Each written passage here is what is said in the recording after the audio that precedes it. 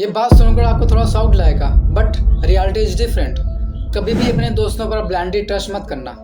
The 48 law of power का second law, never put too much trust in your friend, learn how to use enemy. यदि आपको लगता है कि दुनिया बहुत अच्छी है, सब भरोसे में लायक हैं, then you are absolutely wrong. यकीन नहीं होता सच में?